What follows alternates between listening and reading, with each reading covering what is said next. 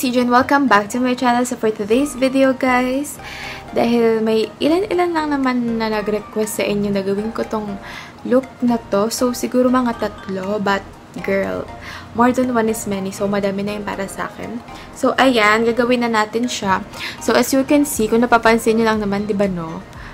Ano tayo, nakapangkilay na tayo kasi nag-film ako kanina ng makeup. Malamang. So let's get started. No, this video is going to be a Instagram fresh makeup look. So, fresh lang tayo dito. Kung gusto nyong malaman kung paano ko gagawin, then just keep on watching. So, since fresh lang tayo today, gagamit lang ako ng BB cream. Ang gamitin ko ay ito. So, ayaw niya mag-focus mga be. Ayan. So, gagamit lang ako ng iWhite Korea BB Holic Everyday BB Cream. So, inulit ko yung BB Cream. So, ito guys, finally, nakabili na rin ako ng nasa tube. Kasi, buong 2018 guys, as in, yun nasa sachet lang yung pinagbibili ko. So, I'm in the shade light. So, dalawang shade to, may beige. May beige and light. So, light yung akin. So, mag-a-apply lang ako.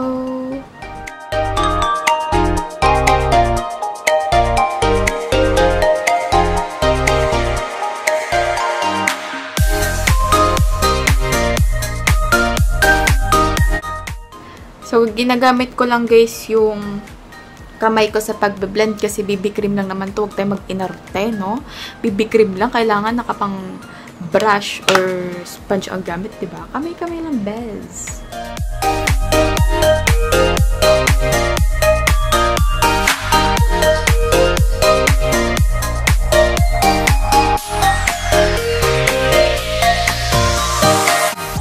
So, nailagay ko na siya, guys. Since, diba, ang pangat ng lighting natin, mga bezi. So, since yung aking concealer ay nandoon sa kabilang kwarto, so, ang technique ko dito, guys, since pag nasa school lang din naman ako, hindi rin ako nagko-concealer. So, ang ginagawa ko sa BB cream is, ayan, maglalagay ako ng BB cream sa mga usual na parts na kino-conceal natin. Ayan, kunwari dito sa under eye. Dito sa nose. Dito. Diyan. So, after kong ilagay yan, guys, nililive ko muna siya. Taray, nililive. Iniiwan ko muna siya. Tapos, ang ginagawa ko, naglalagay ako ng mga kung anek-anek, kunwari kilay. Kapag nagkikilay pa ako sa school, so yun din yung reason kung bakit wala akong pangkilay, guys. Kasi hindi talaga ako nagkikilay. Simula nung naubos yung aking pangkilay nung senior high school ako, hindi na ako nagkilay ngayong college. Although, siguro first 3 months ng first year ko, nagkikilay ako. Pero after nun, hindi na talaga. So, hindi na rin ako bumili ng any eyebrow products. So, ayun. So, nililive ko lang siya dyan. Tapos, pagkatapos ko na magkilay everything, tsaka ko siya. So, habang live nga po tayo nagsasalitaan, namatay po ang ating ginagamit na camera dahil full na daw siya. So, sorry naman. So, ayan, blended ko na siya, guys. So, So, anong purpose nung paglilive ko ng BB cream? Para magkaroon siya ng coverage. Para lang makover niya kahit papaano yung mga sumpa natin. So, ayan na, guys. Naglagay na ako. So, feeling ko maglalagay pa ako sa forehead dahil puro pisngi. Ang laki kasi ng pisngi, kaya naubos. So, ayan dito.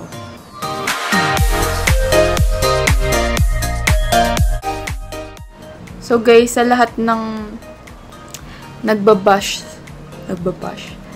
So, sa lahat ng nakakapansin ng bigote ko, guys, bigyan nyo pa ako ng ilan pang araw para pag-isipan na alisin to. Kasi, ang hirap, diba? Parang kasama na yung sa pagkatao ko, diba? Kung aalisin ko, girl. Pero, give me some time. Maaalis yan. So, bago tayo mag-powder, ayusin lang muna natin tong ating, So, bago tayo mag-powder, maglalagay lang ako ng tint. So, ang gagamitin kong tint ay itong Colorette. Ano bang tawag dito? Nakalimutan ko na. Colorette tint nila. So, ito yung GG. Ayan. So, guys, panoorin nyo. Meron ako mga review nito. And, ayun. Ililink ko na lang dyan sa baba kung gusto nyo. So, maglalagay lang tayo.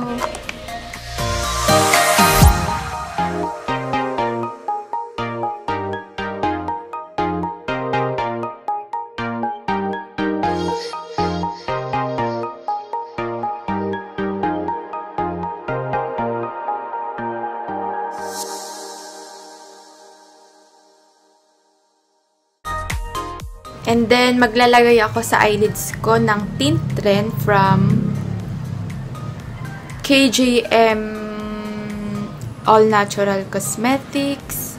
So, ito ay in the shade Summer Kiss. Sobrang tagal na nito sa akin at ngayon ko lang nahanap. So, sa lahat ng nag-aakalang ako po ay nag-eyeshadow tuwing papasok ng school, no po. Ito lang po ang aking ginagamit. Para lang hindi patay ang ating mata. So, maglalagay lang ako dyan.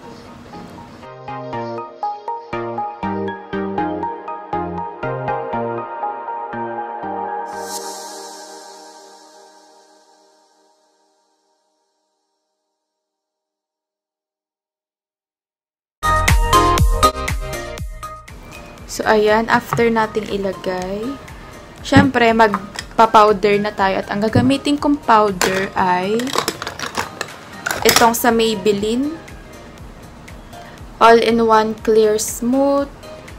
Ang shade ko dito ay Honey. So, isiset lang natin siya. So, paubos na siya, guys. Diba?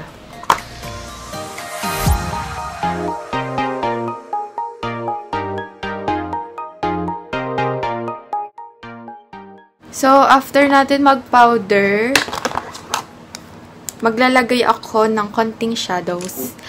I know, naglagay na tayo ng tint, pero pang-support lang yung tint na yan if ever na natagalan kayo sa kaka-selfie, no? Charot lang. So, ayan. Itong ka-shade din niya in powder lang. So, gagamitin ko tong Fashion 21 Eyeshadow Kit number 6. So, konti lang, guys. So, lagyan na natin siya.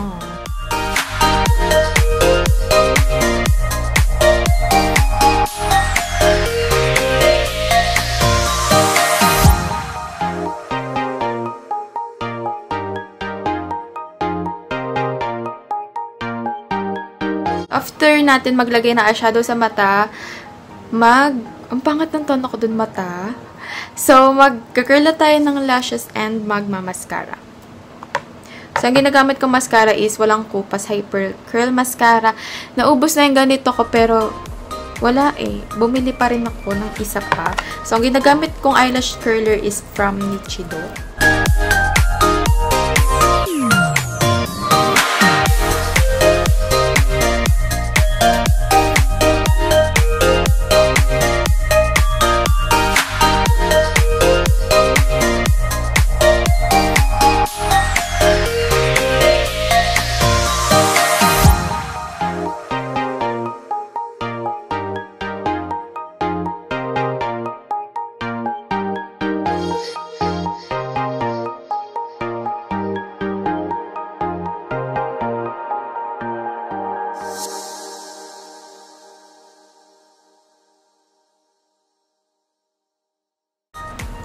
And then, after natin mag-mascara, syempre tayo ay magko-contour kahit papaano, no? So very minimal lang ating pagko-contour dahil fresh-freshen lang tayo. So, ang gagamitin ko ay itong BLK Cosmetics, as always.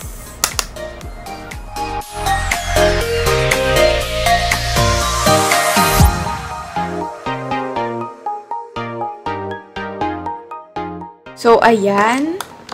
And, bago-blush na tayo. So, ang gagamitin kong blush, guys, is from Vice Aura Blush.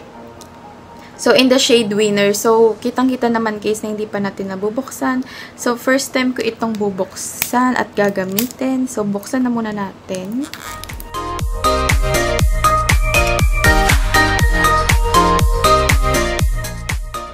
So, ayan na siya, guys.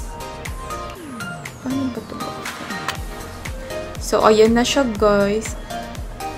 So, ayan. Sobrang, ano nito, cute nito. Dahil ang liit lang niya. Tsaka nakita ko sa mga review na talagang hindi masasayang ang pera mo dito kasi pigmented siya.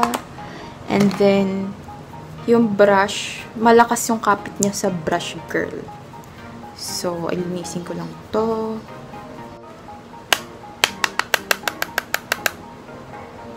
Wala. So, lagyan na natin siya dito. Winner nga, be.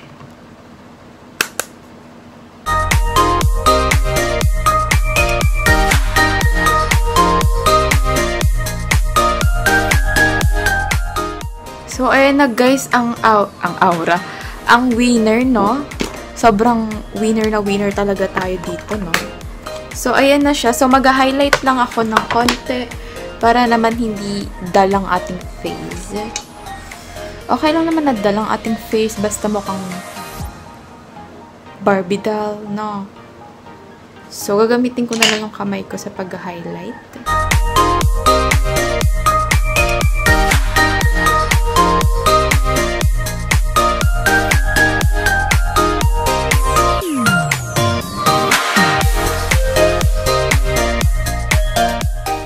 For my lips, so lip tint lang tayo, girl. So, gagamitin kong lip tint ay itong aking lip tint. Yes, I have my own.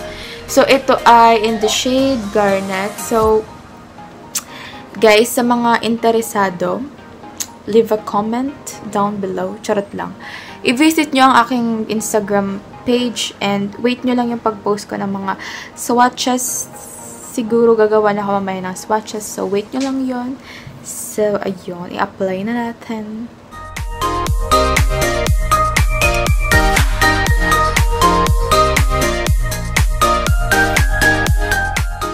Lip gloss is left na tayo, ah. So, kinuha ko lang yung ginamit ko sa foundation ko na brush para maging ganyan siya. So, ayun na siya, guys. I-finalize ko lang tong look and babalik ako.